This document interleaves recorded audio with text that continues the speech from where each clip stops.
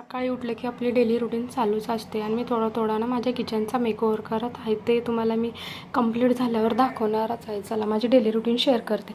स्वयंपाक वगैरे बनवला आणि लगेच पिल्लू उठली. चहा पिला, थोडे बिस्किट खाल्ले कारण मला आज थोडा वेळ होणार होता जेवण करण्यासाठी.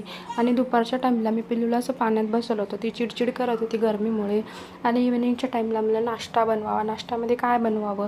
पोहे तर सकाळीच खातो आपण, त्यामुळे मला थोडासा मुरमुरे वगैरे बनवून घ्यावं. लगेच रात्रीच्या स्वयंपाकाला लागायचं होतं मला.